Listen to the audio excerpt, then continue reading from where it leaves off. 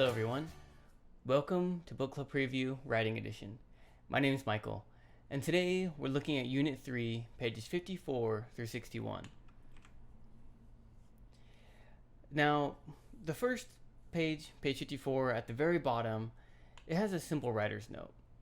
And it just says, look, sometimes it's hard to think of a great topic sentence. It's hard to think of a great topic. It's natural. It happens to everyone. Something you can do to help your writing is to keep a journal. If you don't know what to write about your day. And if you don't know what to write about the next day, well, write about that day. Keep writing in a journal.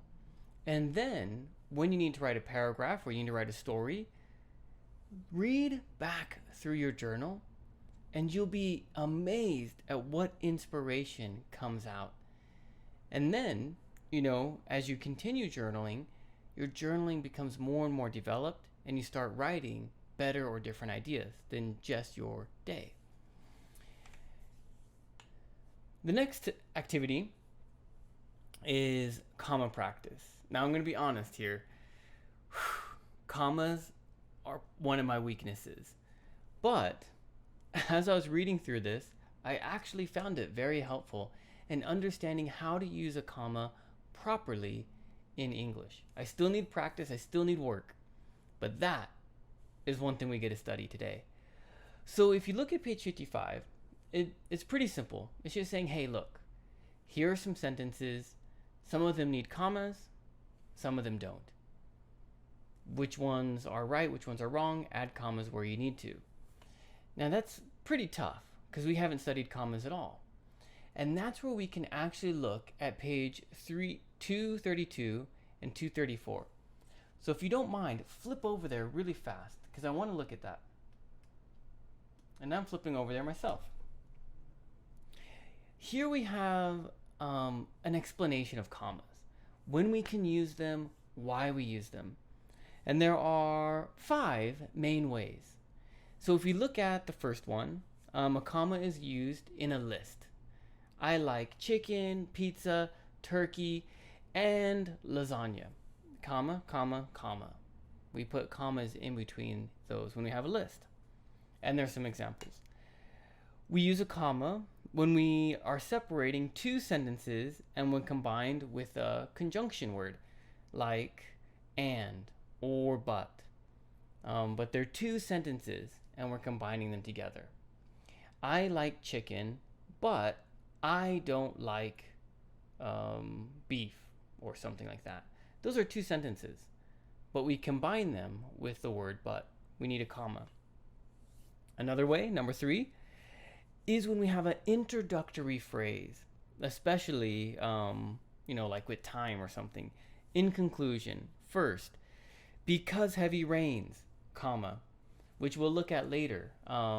When we use because at the beginning of the sentence, we use a comma, but we use because in the middle of a sentence, we don't use a comma. All right? And then the last one, finally, this example here. We also use commas when we're providing additional information in a sentence. I really like this example here, so I want to read it. It says, Washington, comma, the first president of the United States, comma, was a very clever military leader. Was the very first president of the United States. That is some additional information about the subject, Washington. I can say, my wife's name is Eujin in Korean. My wife, Eujin, comma, meaning that additional information, my wife, I'm throwing it into the sentence, her name. Okay? My wife is a great cook. I throw in additional information, her name. My wife, a very beautiful, amazing Korean woman, comma, is a great cook. Okay, that extra information has commas around it.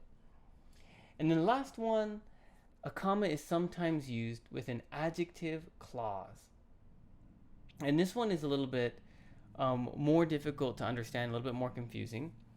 And it says an adjective clause usually begins with a pronoun, who, that, which, whom, whose, whoever, or whomever, We use a comma when the information in the clause is unnecessary or extra. So let's look at the example. The book that is on the teacher's desk is the main book for this class. Okay? When you say the book, we don't know what book you're talking about. So we need the information that is on the teacher's desk. That's not additional information, so there's no comma used there. But here, in this next sentence, the history of Korea, okay, oh man, my wife is from Korea. The history of Korea, comma, okay, this is additional information, which is on the teacher's desk, comma, is the main book for this class. Okay, that additional information is just describing the main subject. And so we don't need it in there, and we can use a comma. In that first example, the book that is on, we don't know what book they're talking about. We need that is on the desk to understand which book is being talked about. So we don't use a comma in that case. There are many ways to which we use commas and don't use commas, but that at least will get you started for this activity. All right? If you already know commas, perfect. I hope you've already finished page 55. If not, read through this information as you're looking at those sentences and writing commas. And of course, we're going to look at them together. Be prepared to explain your answer. Let's go to page 56. Oh, activity 8. We get to skip it. Activity 8 is just saying, hey, copy down all these sentences, which we don't have time for. We have lives. The next activity, though, language focus, is talking about sentence fragments and comma splices. For me, sentence fragments, easy. Comma splices, that takes a little bit more time to get into. I didn't change my little icons there. Sorry. So the first one, sentence fragments. A sentence fragment is a sentence that is missing a subject or it's missing a verb. Okay, and we have some examples here where there's no subject or there's no verb. And sentence fragments are really easy to correct. Just add a subject. Just add the verb. Or combine it with the sentence before and make it a compound sentence. But that's pretty easy to identify. You can look at the examples yourself, and if you have any questions, we can talk about them when we meet together. What I'd really like to talk about, though, are the comma splices. Again, it's because this is one of my weaknesses. And so I really want to make sure that you understand what a comma splice is and how we can avoid it. A comma splice occurs when two or more sentences are connected with a comma. One way a correct comma splice is to separate an independent clause by ending the first one with a period and starting the second one with a capital letter. Okay? When we have two sentences and we just put them together, but we don't use but, and, or however, something like that. Well, we can either add a conjunction, right? And, but, or we can just make them different sentences. I like pizza, period. I like hot dogs, period. I like pizza, comma, I like hot dogs. That is a comma splice. Okay, they're two different sentences. I can add a word and I like hot dogs, but without either of those, it's a comma splice. The comma doesn't need to be there, and it can be a little confusing for the reader. Here are some examples. Last summer, I went to Italy. It was a wonderful trip. Okay, it's very common. There's a comma there, but that is incorrect. Let's look at,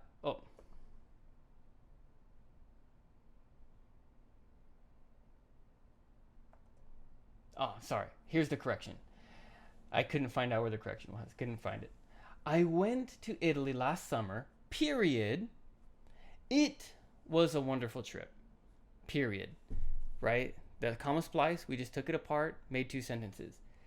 Or we can say, My trip to Italy last summer was wonderful.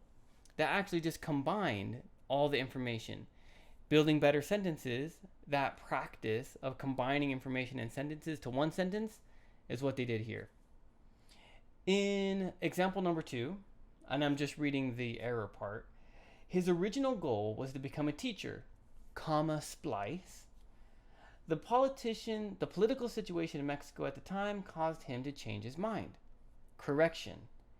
His original goal was to become a teacher, comma, but, right? The but saves it from being a comma splice. But the political situation in Mexico at the time caused him to change his mind. Okay? Now, the third example here I think is very helpful, and this is where I mentioned before about because. They are concerned about the future. Oh, and this one I have to read the whole one.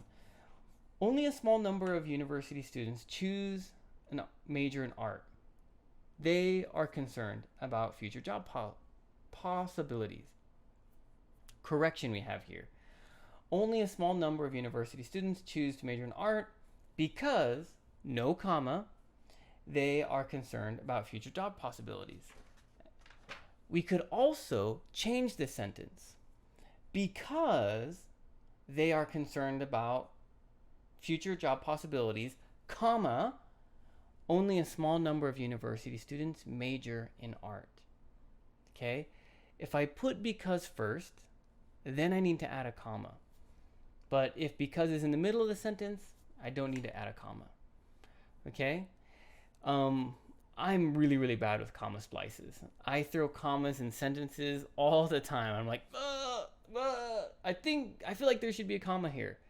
And there probably should be a comma because I'm combining two sentences. But my problem is I'm not adding the conjunction word in there, or I'm not just making them their own sentence.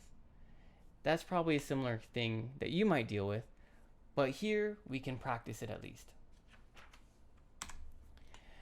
Thank you so much for joining me for this episode of Book Club Preview. I'll see you soon. Bye-bye. Hey, if you have any questions about the video today, please feel free to leave a comment in the comment section. If you had any other vocabulary words that you wanted to know what they meant, let me know. And also, if you're interested in maybe joining one of these book clubs, please leave a comment and I'll get back to you. Thank you so much for watching. Bye-bye.